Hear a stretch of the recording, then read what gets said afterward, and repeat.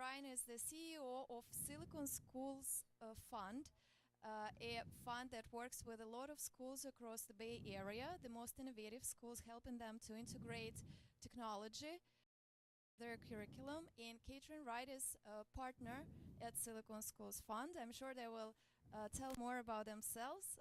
And let's get started. Thank you. Wonderful. Well, thank you for having us and welcome to the Bay Area. Usually our weather is much nicer than what you're experiencing today, so I apologize for all the rain and overcast. It's actually a very beautiful city, and I hope you get a chance to experience some of this while you are here.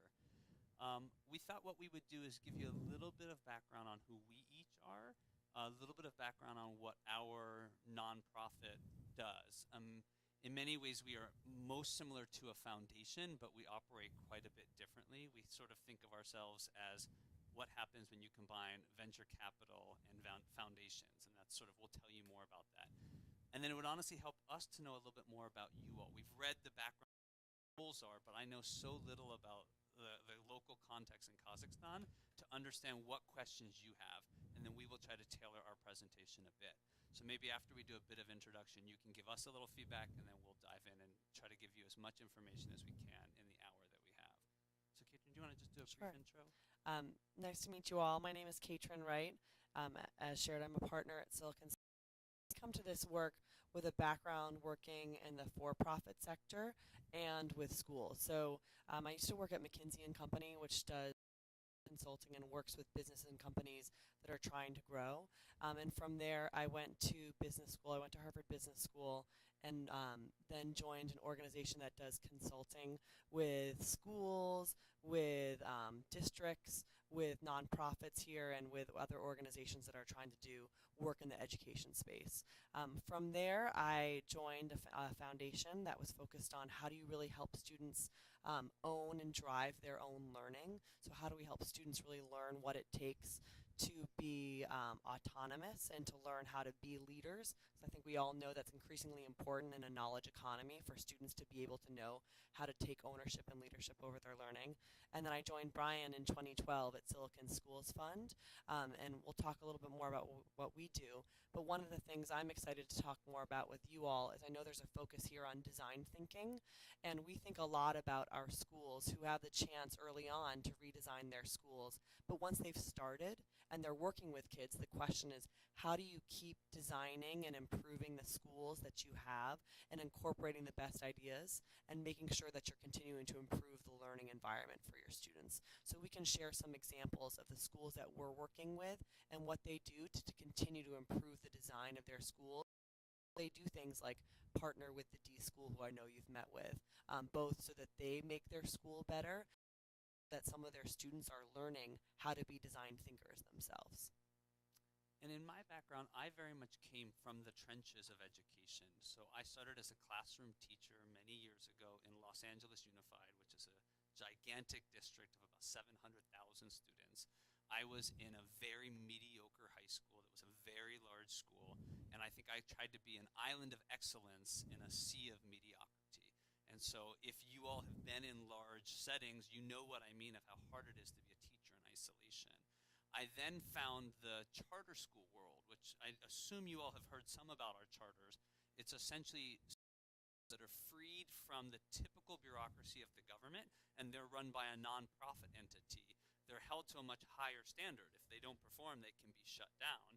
And even more so, they have some market forces at work because they have to recruit the students. The money is free, the kids get paid by the government, but if you don't bring in enough students, you can't bring in enough revenue and you can't keep the school open. So once I discovered the charter movement, I was hooked. And I was part of one of the best charter schools in America back in Boston where I was learning. And then I came out to the Bay Area and founded a high school out here that is now one of the top high schools in California, actually right across the bay from where we sit in a city called Hayward. I then worked at a network level for a small group of charters. We call them CMOs, Charter Management Organizations, and they are almost like small mini school districts where they run 2, 3, 4, 5, 10 charters. The largest CMO that many people have heard of is called KIP. They now have 161 schools across America, but more typical is sort of 3 to 10. And then having been in the trenches, run schools, was experimenting a lot with technology and getting intrigued by what would be the right role for technology in a classroom. And I had done my graduate work in education at Harvard as well, and seen some of these schools, but coming out here and having a chance to be part of creating them was very exciting. So we set up the Silicon Schools 2012 to accelerate this movement of redesigning schools to try to get to what we call personalized education. Now, what that means to us, we'll tell you more about, but we think of it as the holy grail. The thing we are trying for is to get every student exactly what they need, exactly when they need it. Because the current model of education, which we call the factory model, is wildly inefficient in meeting each kid's needs. Even in good schools, we essentially take all students based on the year they were born, and if you were born in the year 2000, now you're a 14-year-old, and we say, well, today is December 9th, you are ready to learn this concept because you were born in the year 2000 on December 9th. And we run our education system very much that way, at least in America.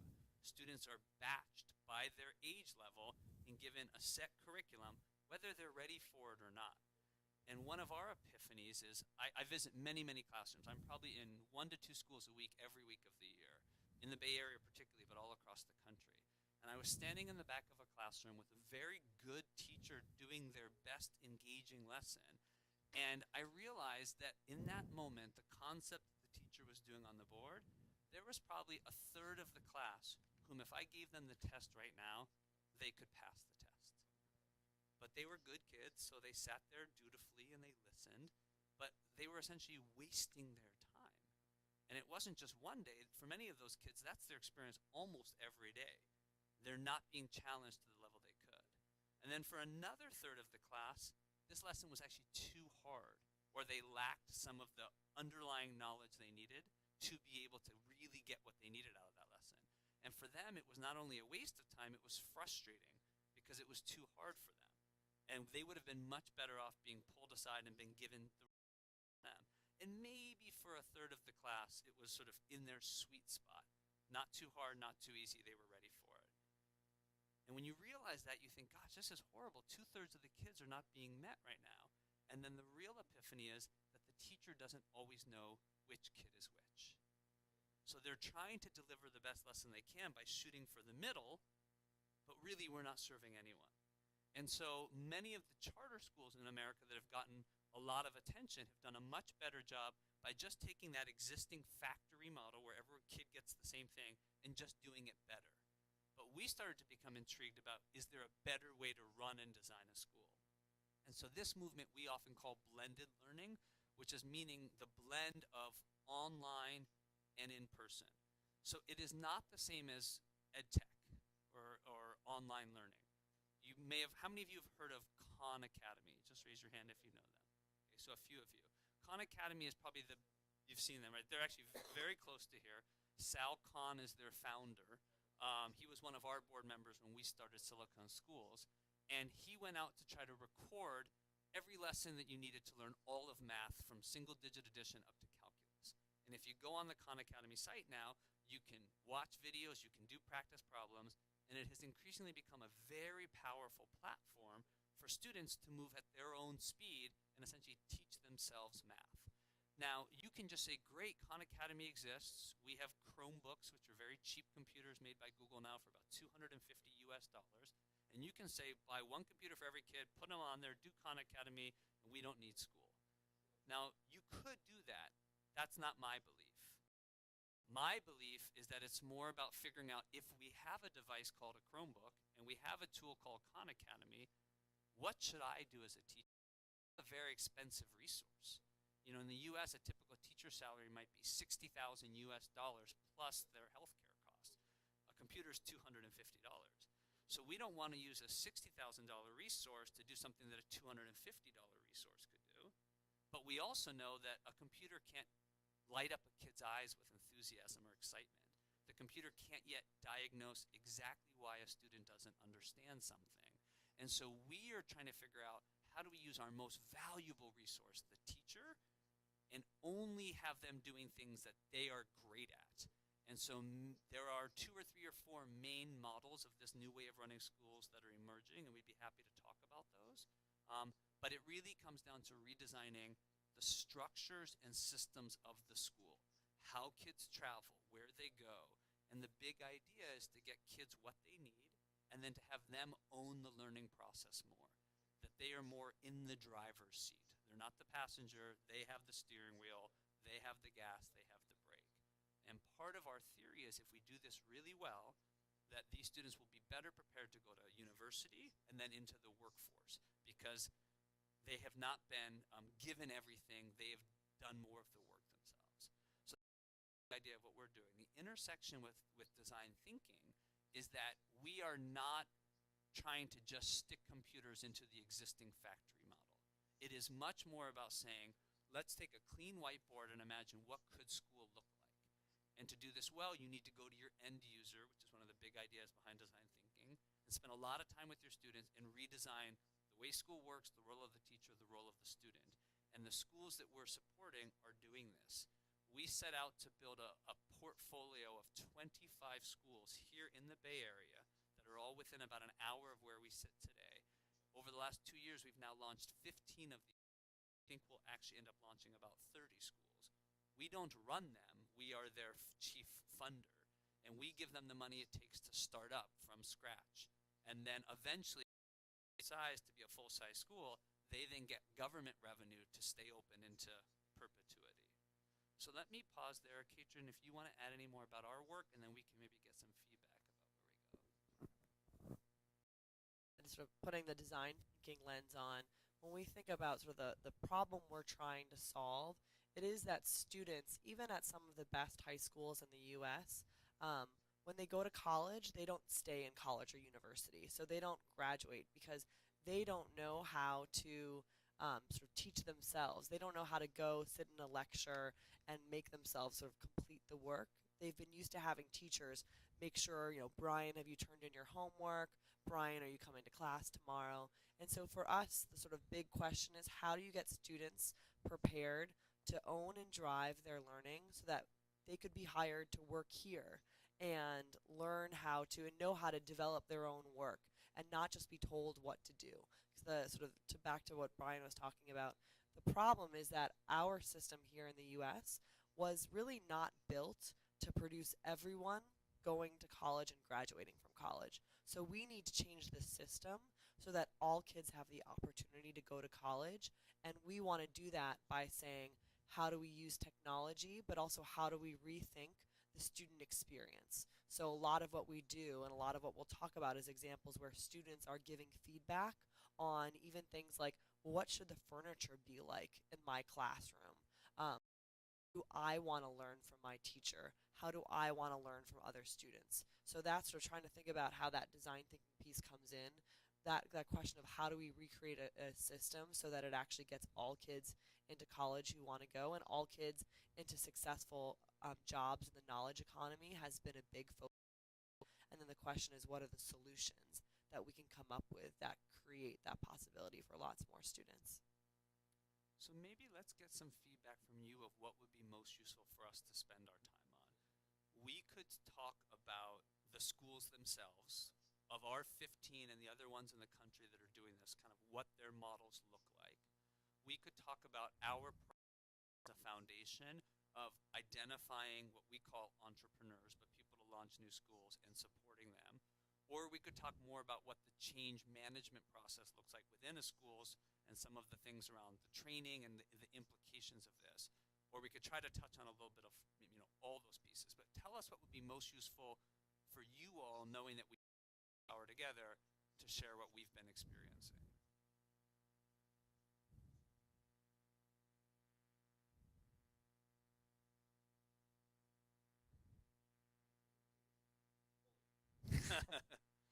In what order? What's most valuable?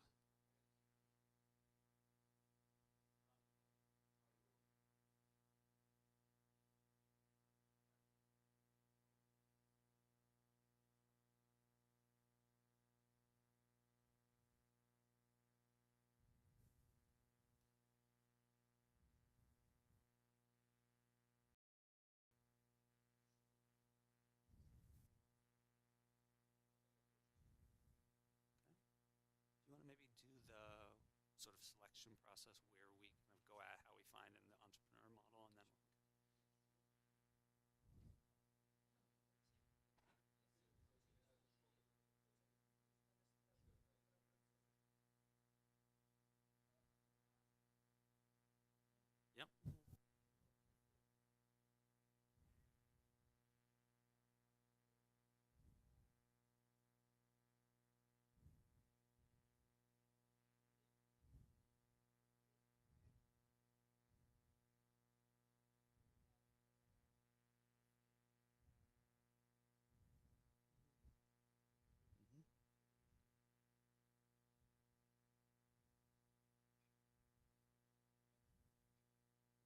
Right. Yeah.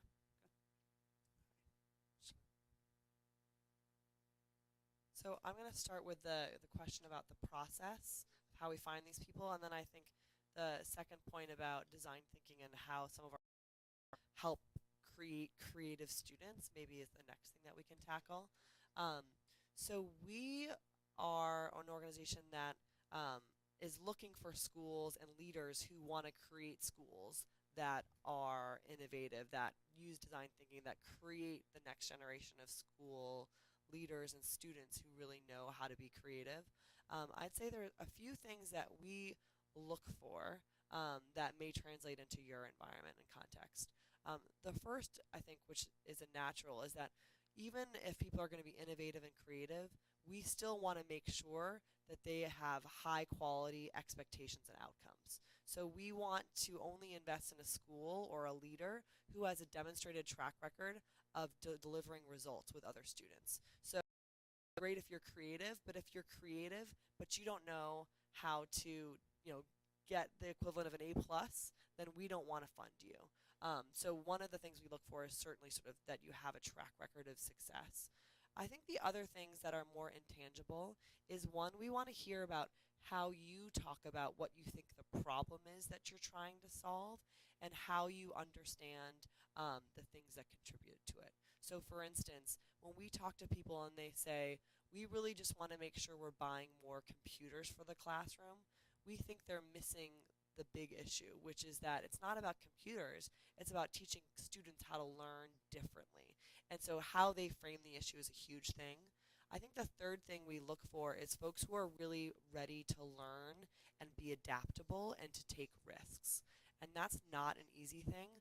And thing to test for because I think everyone says, "Sure, I like to take risks," or "I'm okay with failure," but when it comes sort of the forefront, they're not ready to take those risks. So we have looked at and talked to people about how are you going to make sure you continue to learn whether this worked. How are you going to sort of in the design thinking vernacular, how are you going to get feedback from your environment and from students to know whether the thing that you're trying is working for students? And so I think overall, figuring out that one, you have someone who's really smart and capable leader, but then also really willing to keep learning and finding out new things and taking risks is one of the most important things we look for overall. We spend a lot of time trying to get to know people before we invest in them and them opening a school. So there are some folks who we will spend 6 months in ongoing conversations just to understand their vision and also to make sure they understand ours. Folks to be more innovative. We push folks to think about how to bring more sort of open-ended approaches into their schooling, and they need to know that that's what they're getting from us. So it's dating in some ways that they actually have to know that they like us, and we have to know that we like them. I don't know if you want to add. I think when we thought about creating our fund, I had to go out and money, right? The government doesn't give us this money. This is private money. So we have essentially 8 or 9 families who are, very wealthy families who are giving their own philanthropy to make what we do possible. So you think about companies like The Gap for clothing or Apple computers. Families who have made significant resources who want to fix education have given us large investments, and our full fund is about $25 million of US money. So it's a lot of money. In America, to start a new school in California, we think it takes about $2 million of burn money, like how many years you're losing money until the number of students in your school grow, because you usually start with like one grade at a time. So if you're doing a high school, you would do what we would call ninth grade, 10th grade, 11th grade, 12th grade. It's not until that 4th year that you have enough students that your school breaks even. Now, some of the schools in America never break even. They're always in fundraising mode. They get the money from the public dollars, and then they also raise on top. one of our requirements is that these schools have to have models that break even on the public dollar. And we did that for two reasons. One is we didn't want people to come and visit them. If we have a superintendent who runs a city set of schools and they come in and see our schools, we don't want them to say, well, that's great, but I can't do that because you spend $2,000 more per kid every year, so I'm going to ignore you. If we can say we did this with the same resources, we could have a better proof point. And then the second reason is we wanted these schools to be able to scale themselves. And many of our entrepreneurs who start these schools could raise $1 or $2 million if they had to, but they can't do that 10 times. So if they want to open 10 schools network, they have to learn to do it on the dollars. So what our role is to look at that initial startup money that they need and give them, about half of it. So our grants are $500,000 to $1 million. These are large grants, usually structured over a few years. And the theory and the reason we were able to raise this money to give away to schools was we said, nobody in education believes something is possible if they can't see it. I could stand here today and talk to you about the role of computers and technology. Go see it, it's not as real. So while we were trying to tip the American system, we said, let's do it in the Bay Area. We can attract international visitors, everybody in the country, and we will concentrate these schools in one setting. So that was the theory of why we did our fund. Then we said, well, how do we find the best schools we have? And we did not think it would be us going around and saying, that school is a good location, let's convince them to do it. We wanted to create competition and scarcity. So we said, Silicon Schools Fund, our fund exists. This is what we were built to do, is to give away this money. You have to convince us that you're good enough that we should bet on you. And this is where sort of venture capital approach matters. All about the talent of the person who runs the school. They are such good principals that they attract great teachers. And early on, you're betting on a very small team. It might be one principal and 6 or 7 teachers. And you think, well, this isn't a school, but it becomes a school. They start off small, and we have spent so much of our career looking at great educational leaders, we feel like we're pretty good at picking them now. And we want a combination of a big, bold idea with a very strong team, and then many times they start in very small spaces. So we've seen schools that open in office buildings, much like where we are now. And they set up tables, but the quality of the teaching and learning and the role of the technology and the human is so strong that then as they grow until they're a full-size school and they eventually get a real campus, then they look like real showcase schools that can change things. But early on, it's very messy work. So let's talk a bit about this intersection of design thinking and creative students and what we're trying to do. I would argue that the existing school model is very bad at teaching either creativity or what we would call agency or ownership of the learning process. They are very much sit and receive. I lecture, you write down, you give back to me, I grade you, you go. In some universities that can work because they're actually built under the same model. One professor lectures at you.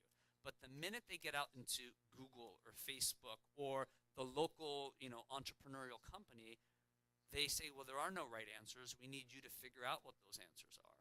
So I think this core idea of before you teach something, ask who in this room doesn't need it and get them to go do something else, and who in this room is missing something and get them that is a big idea. But the second big idea is before I teach you anything, I think of, is there a way that I could do it that you are more active, that you are running the process yourself, that you own more of that learning process.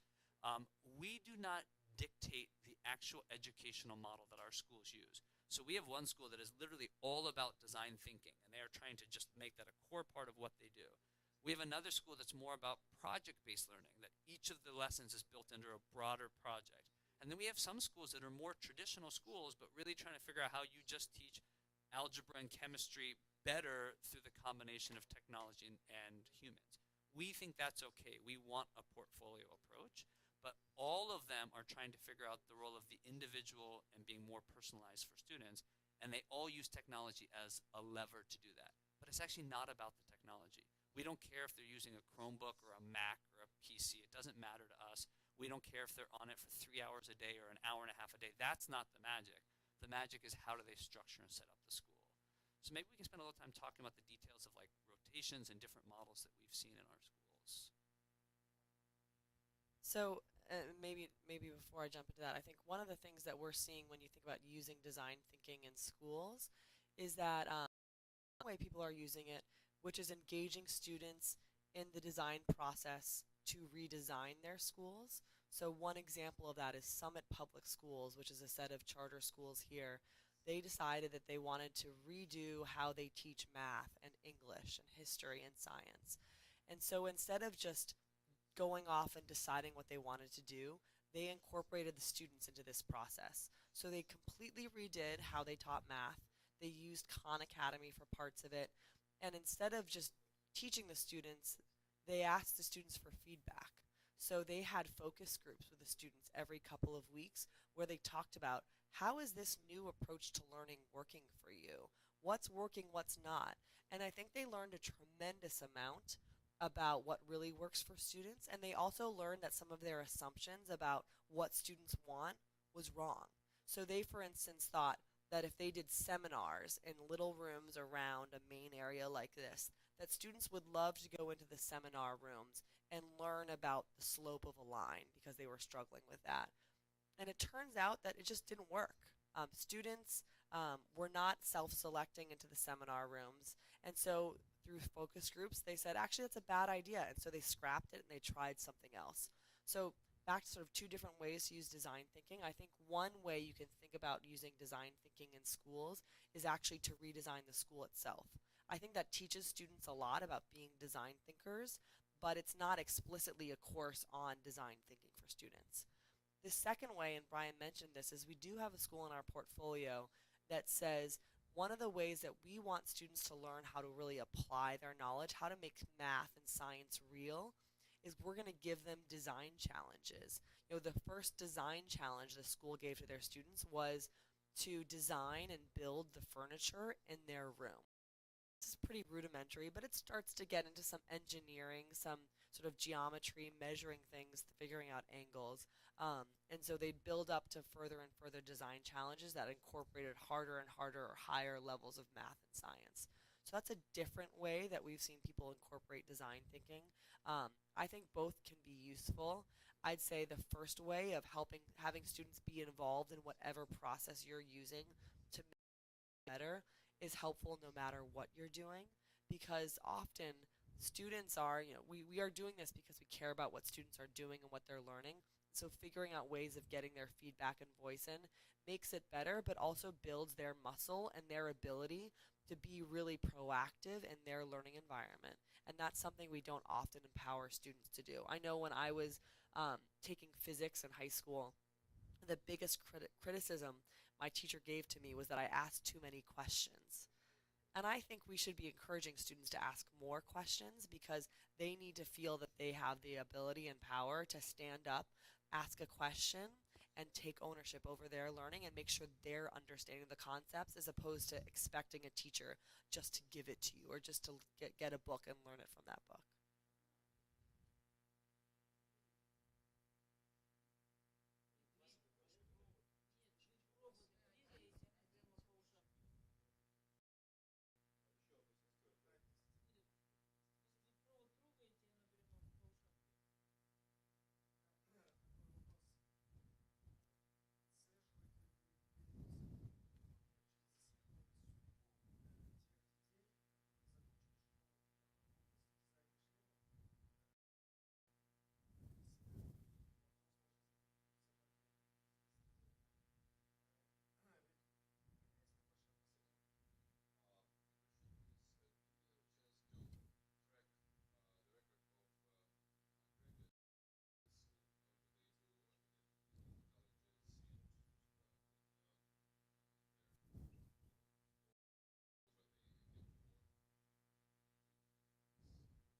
So it's a very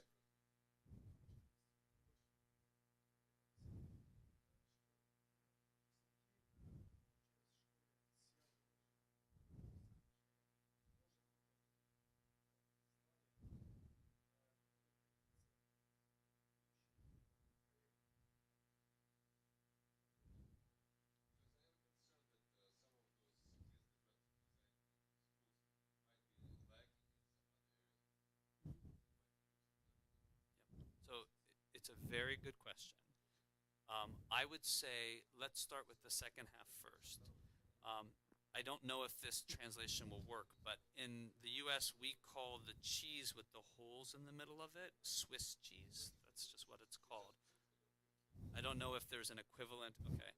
Um, I came out of the world where people did a lot of project based learning, so did these very elaborate, complicated projects, and they took this Swiss cheese and they covered it with a very thin layer of like expensive French brie. But if you poked your finger into it, the holes were still there. And I think that's what I hear in your question.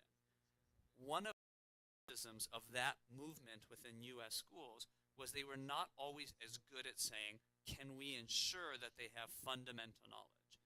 When they are asked to do this set of problems, will they get them correct?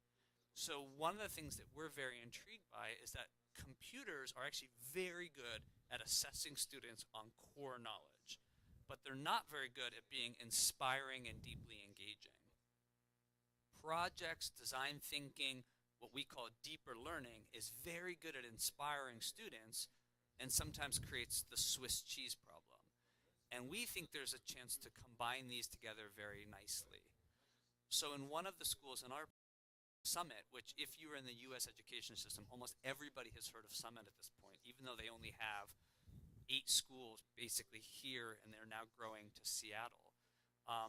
What they've done is they've built their own platform working very closely with Facebook. The founder of Facebook became very enamored with this school and has given them engineers from Facebook full time for a multi-year commitment to build out world-class software. It's a very exciting development having the advantage of being here in Silicon Valley.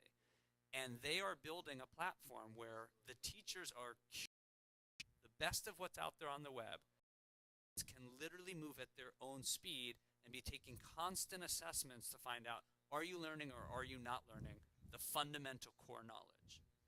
The teachers don't teach that part of the curriculum. They trust that the software is doing a good job. They're reading NASA's website. They're taking tests designed by universities. They've built a playlist for the students. What the teachers do is they design the most engaging, rigorous projects to build on that knowledge. And they only spend their time teaching students in these project settings. And if those two things are well aligned and well built to complement each other, that to me is where I want to send my son to get his education and my daughter to get her education. Because I think either of those worlds is not sufficient. To your question of do we have real data to prove this yet, I would say in all honesty, we do not yet. This is too new. We do not yet have an evidence base to say we are definitely right. We have many of the best educators in the country coming in and seeing these schools, and they are very intrigued. They feel like, okay, intuitively, this feels correct to me. We have some interim data. So, if these schools have been doing this for 5, 4, 3, 2 years, not a long time, they have state tests that they take each year, and we can track student growth on those tests. And I would say that evidence is quite promising right now. But how it translates to how they will do truly in graduating university and once they're in the workforce, we just don't have the length of time yet, nor the resources to actually properly track these students, which has been a huge flaw in the American education system. We have this handoff from secondary education to university, and the two never communicate back with each other. And now there are some efforts underway to try to link that better. But in a country as large as ours, with students going to colleges all over the country, it's actually quite a challenge to even just get feedback back to high schools of these are the students who've succeeded and these are the ones who have dropped out. I would say even having dropout data from colleges has only started to become a reality for schools in the last 4 to 5 years, which is kind of embarrassing considering this is the core thing we're supposed to be doing. But it's a complicated challenge. One thing I will add on that gives me some hope. We don't have the data on whether people get better jobs or stay in college, but there was a really big study of what in the US we call career academies, and those are high schools that incorporate opportunities to go into the workforce or maybe learn a little bit more on the job. So making learning more engaging as opposed to just reading books. And the interesting thing that came out of that study, because they tracked how they did in college, whether they had jobs, they tracked them up until their mid-20s, is they found that the students didn't actually do that much better on academic tests, but they didn't do worse. But when they looked at what they were doing when they were 25, they had higher employment rates and they were making higher salaries.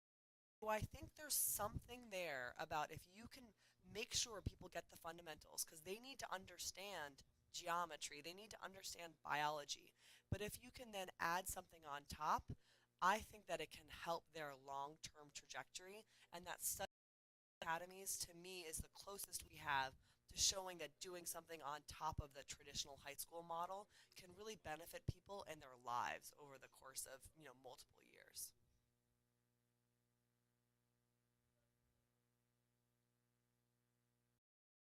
It's called Design Tech, or D-Tech for short. Like the design school at Stanford is called the D School, just the letter D. Oh, Oh, Summit. SUMIT. Summit means peak, tip of a mountain. And So we can send, if you want, a link to their website and also a video that gives you just a brief overview of their school, if that's helpful. what other questions?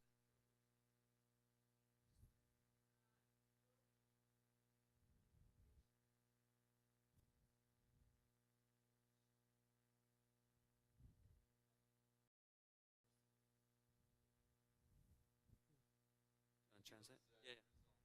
Do you want to translate for them? Do you want to take that?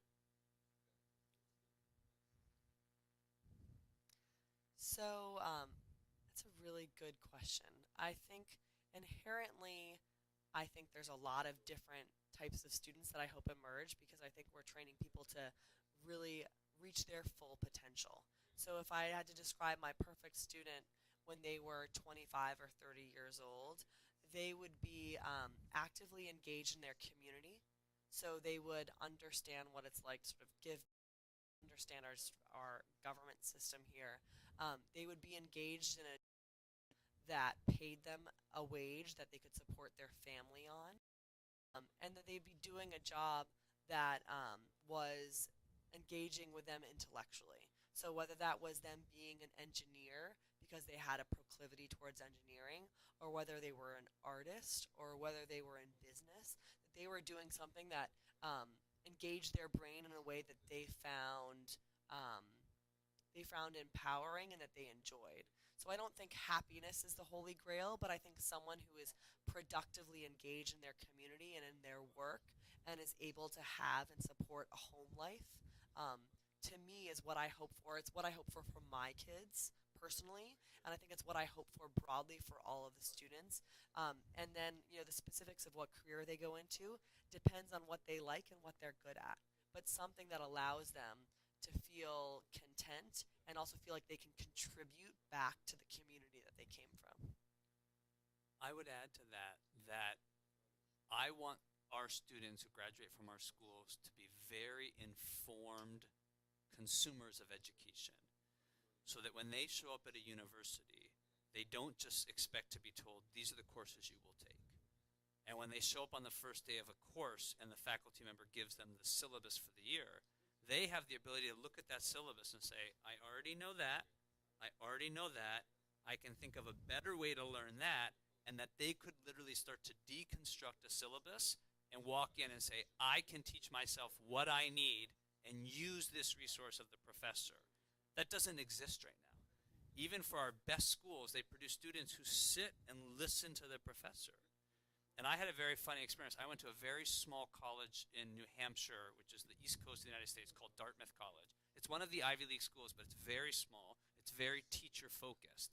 And I took physics as a freshman, and my professor was not strong. He just basically did the problems on the board in a very old-fashioned way, and I took the midterm, and I think I got a C, which I had never gotten a C in my life before. And it was very clear for me that the way he was teaching me was not working. So I did something which was brave for an 18-year-old at the time. I stopped going to class, and every time the class met, I went to the library instead, and I just worked the problems over and over and over and over again until I knew it. And I took the final exam and I got a near perfect score and got an A in the course. And it was one of those moments where I realized I could learn better if I knew what I needed than just relying on this professor. If I were to do that today, I would not be in a library with a paper and a textbook. I would be using Khan Academy videos and an MIT MOOC. And I think I could honestly teach myself physics much better than I taught myself back then. And I think we could probably beat all the professors in the US right now with that cobbled together assortment of great resources if the student knew that, if they knew how to teach themselves, if they knew how to evaluate resources and find what was right for them. So in some ways, my vision is to have schools where kids really are getting to the point where they would be brave enough to raise their hand and politely say, teacher, 40% of us have evidence that we already know this material because it's in our playlist. Could the 40% of us peel off and go do our own project instead of sitting through this lecture again? That would be interesting. I would like to be the teacher in a class with students who would do that.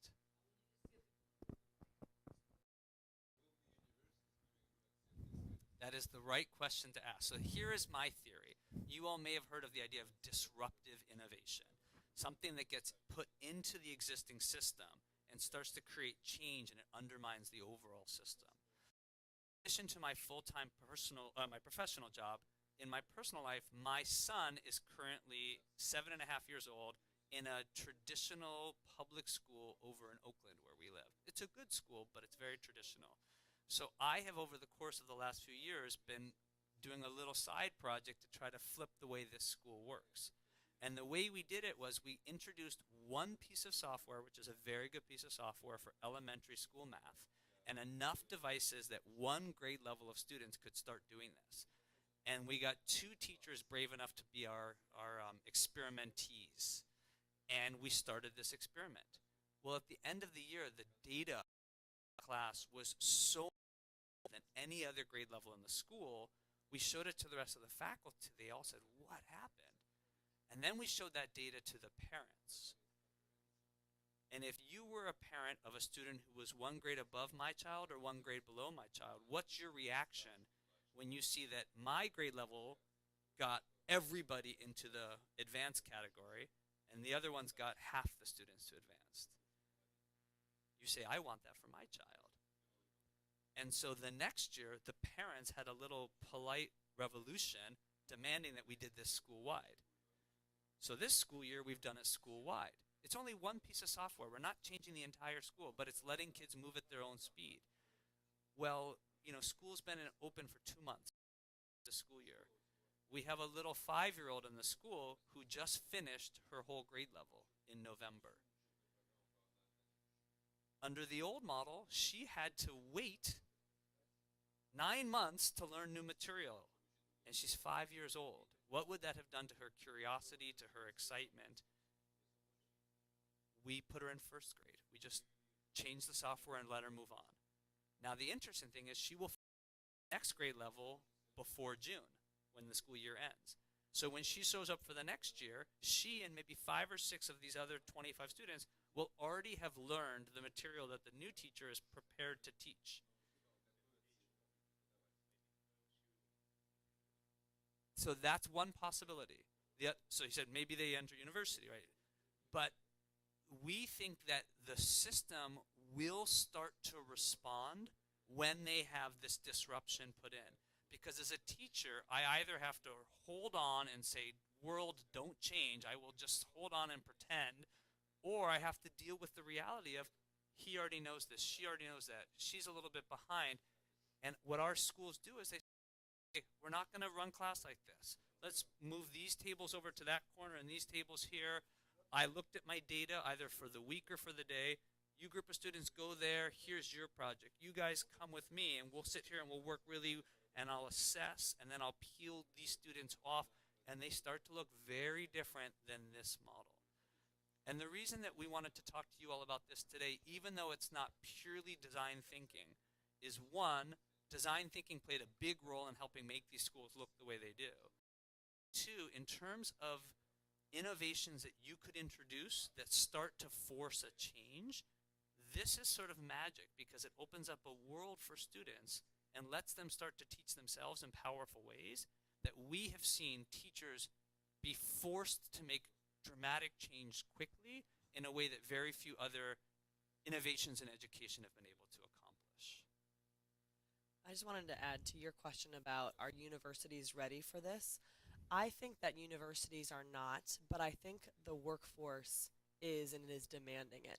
And so, in some funny way, if we make high schools and the time when kids are up to 18 years old very different, then they're going to go to college or university. And for 4 years, it'll be the old model.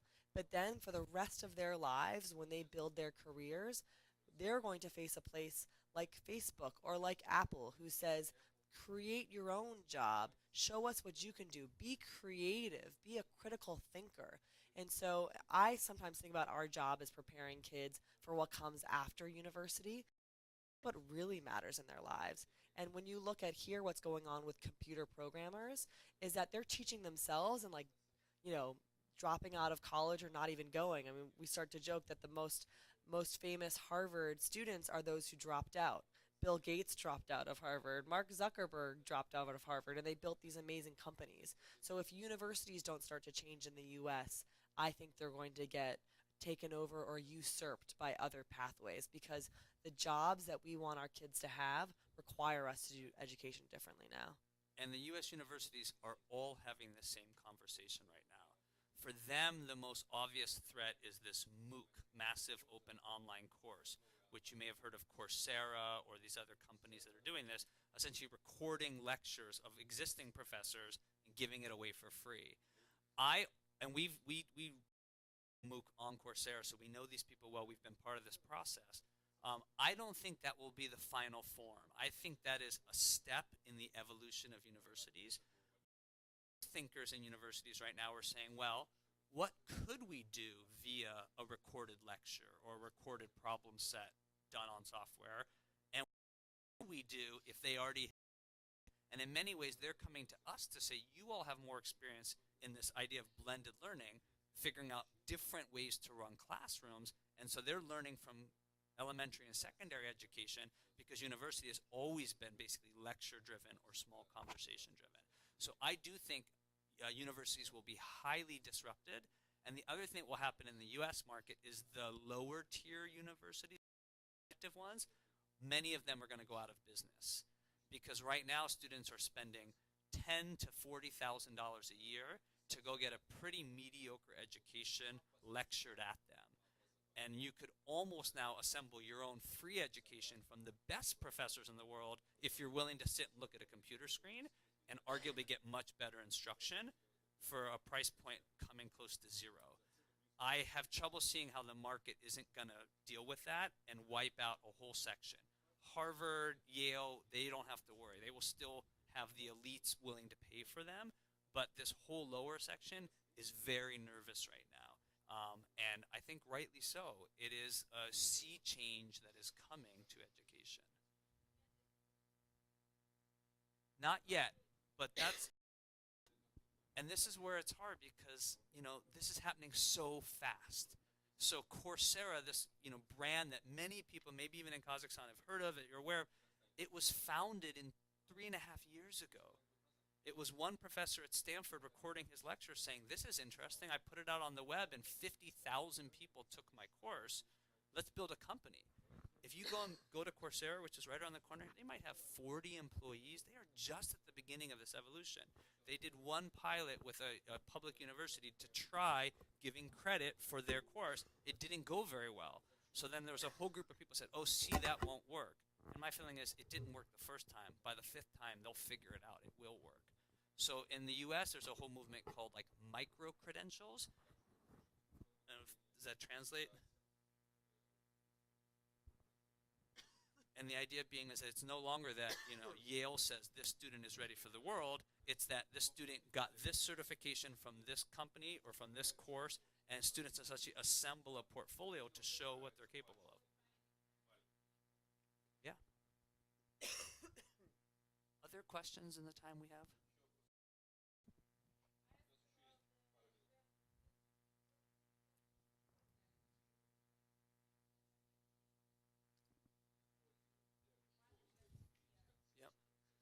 So we think our schools should be able to get about double the growth year over year as a typical school. If my argument at the beginning was that our schools that exist now are very inefficient because the only thing they know is your age and they're just guessing what you should learn, we think if you could eventually get a model that really knew what you did or didn't learn and could teach you that, you should be able to do twice as good as the others. So we'd like to see sort of 2 times year over year what we call value add from where you are to where you got. If the national average for that student would be 10-point gains on a test, we would love to see 20-point gains. But we do not think this is an overnight silver bullet thing. Education will take 10 or 20 years to evolve this new model, so we are trying to measure as we go who's on that path. The earliest data is quite promising, but there are many, many examples already of bad blended learning, of this model being done without good fidelity, without thoughtful training of teachers, and thinking that the technology itself is the magic that will solve everything. And the answer is it's not. And I think those schools might do worse than their traditional schools. But when done well, we are pretty convinced that this is a very disruptive change. I'll add a couple of things. I don't know exactly what the school is going to look like, but there's some things I'm looking for. Thing one is that the student is not spending their whole time sitting in one of the seats like you guys are, listening to one of us. So if that's happening the whole day, it's not my ideal school. Um, I read something recently where someone said, you know that they're doing something right when you can't tell where the front of the room is. Because when you can't tell where the front of the room is, it means that students are working more independently or with groups. So I would like to walk into a school and I'd like to see some of a teacher maybe lecturing, but not all. I'd like to see students working together. I'd like to see a student working on their own. And I'd love to see the teacher working in small groups with students on the thing that that small group of students is struggling with and asking really challenging questions. So in general, when I'd walk around, you actually might hear more noise than you hear in a traditional school because more people are talking. More people are actively thinking and working and learning. And those are the things that I want to see and that we're starting to see in the schools that we fund. But exactly how they do that, I think, is still a work in progress. Thank you very much. Thank you all. It was an honor. Thank you.